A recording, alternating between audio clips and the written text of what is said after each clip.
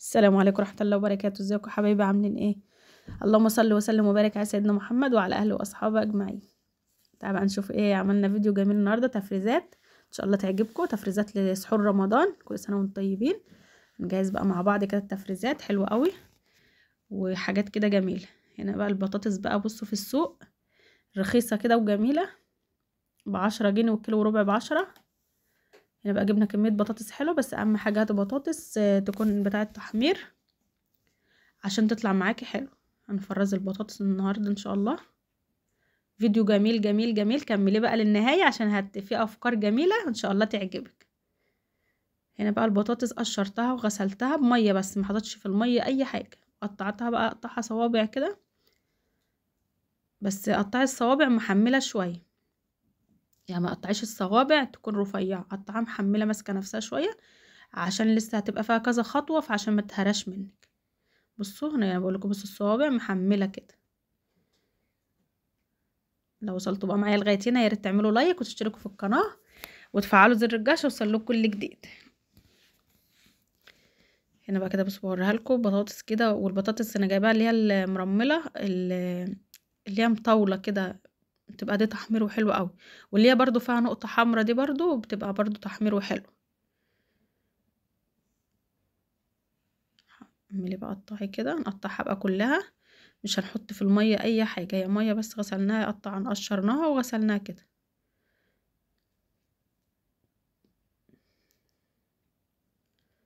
هنا بقى معايا حله نصها ميه كده، وهنحط فيها معلقه نشا كبيره، معلقه نشا او معلقه، بص انا حطيت معلقه ممسوحه خالص، فرجعت حطيت حبه صغيرين كمان يعني، بس هي معلقه واحده نشا.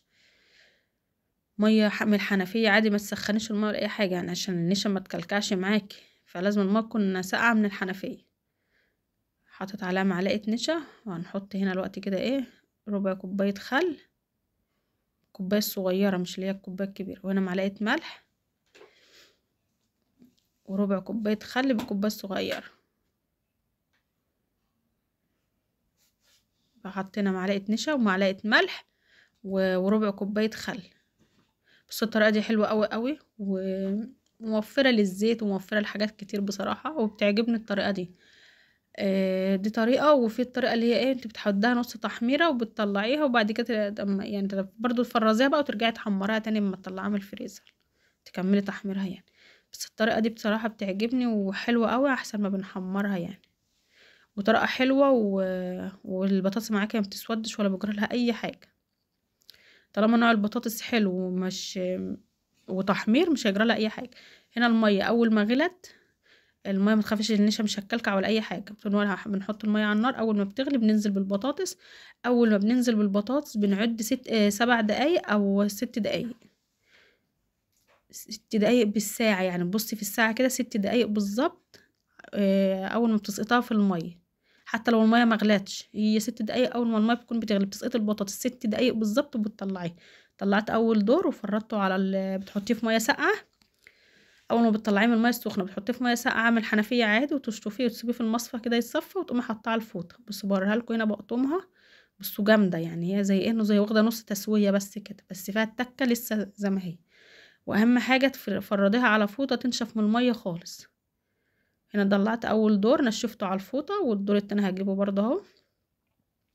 هنا بقى اول ما نشفته بالفوطه حلو خلاص بقى، وكده كده انا كنت مبرداه بالميه الساقعه من تحت الحنفيه، وحطيته على الفوطه نشفته، وبعد كده بقى ايه، لميته حطيت عليه معلقتين زيت وقلبته.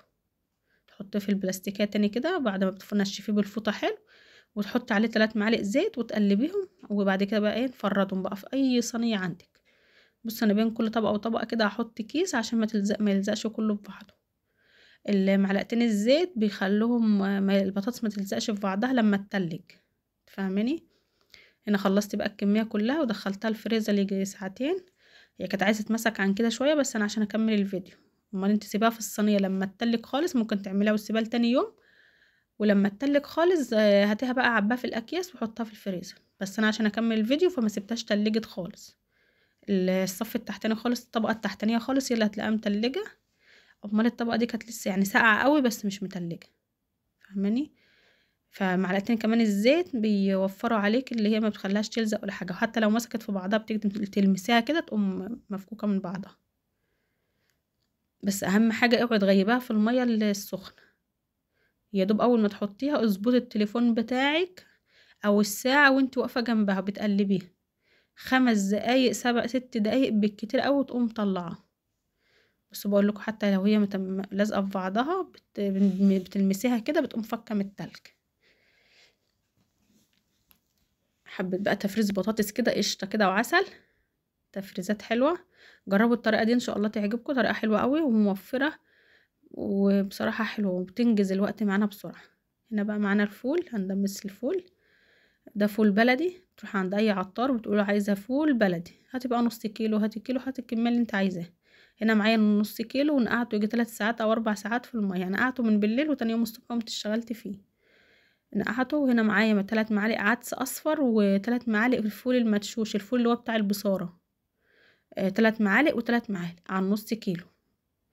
بس اهم حاجه الفول بتاعك تنقعيه، يعني مش العدس، الفول اللي هو اللي احنا بنعبيه في القدره ده بنعمله بتنقعيه، لازم تنقعيه 3 4 ساعات عشان يستوي معاكي بسرعه.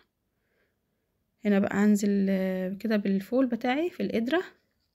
ما عندكش قدره في اي حله سلستين عندك هتسويه معاكي وهتخليه زبده. ونزلت بالعدس الاصفر ونزلت بالمعلقتين الفول المدشوش او الفول بتاع البصاره، ونزلت بطماطمايه مقطعاها نصين ونص ليمونه وقرن فلفل احمر او قرن فلفل اخضر الموجود عندك. الحاجات دي كلها بتدي طعم حلو قوي للفول. وربع معلقه كركم، الكركم بيخلي معاكي الفوله كده صفرة كده وجميله قوي. والنص ليمونه بتخلي معاكي الفول ما يسودش.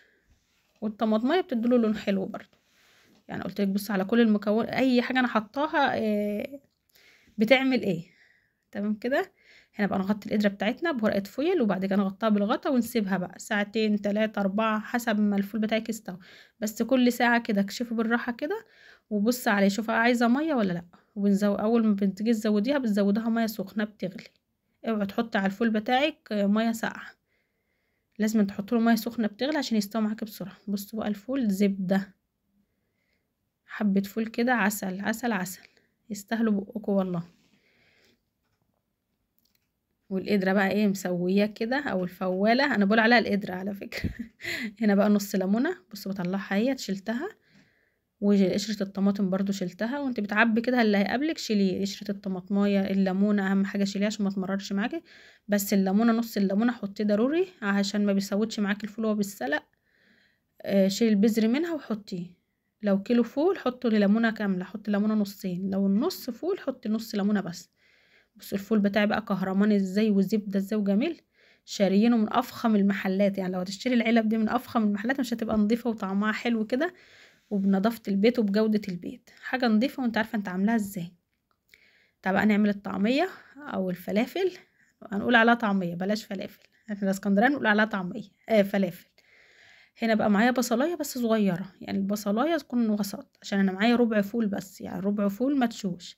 فهحط عليه بصلايه صغيره وقرن فلفل اخضر وقرن فلفل احمر و5 فصوص توم، وهنضربهم نديهم ضربه كده في الكبه. وهنزل عليهم بربع معلقه شبت وربع معلقه كزبره وربع معلقه ربع ربطه.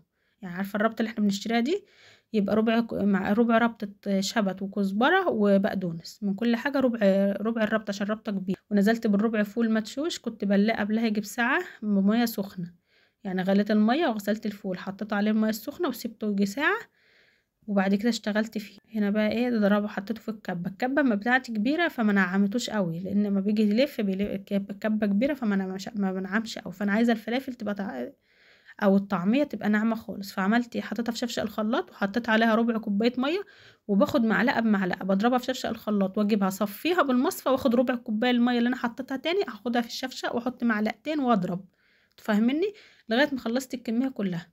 هنا حطيت نص معلقه نشا ونص معلقه دقيق. ليه بقى؟ النشا بتخلي معاك الفلافل او الطعميه ما تشربش زيت، والمعلقه والنص معلقه دقيق هتشرب معاك حبه الميه اللي احنا حاطينها. لو عندك رغيف عيش حطي رغيف عيش، بس العيش هتبليه في ميه فهيبقى برضو معاكي ايه، هيطرع معاك. امال نص معلقه الدقيق مش باينه خالص وبتشرب معاكي حبه الميه. ونص معلقه النشا ما بتخليش معاكي الطعميه وانت بتقليها في الزيت تشرب معاكي زيت خالص. فاهميني؟ وده بقى كان الفيديو بتاعنا وتفريزات سحور رمضان، حاجات جميله جربوها. وهنغطي بقى العلب بتاعتنا دي ونحطها في الفريزر هتنفعنا في حاجات كتير. جربوا الطريقة ان شاء الله تعجبكم، حطوا لايك، والسلام عليكم ورحمة الله وبركاته.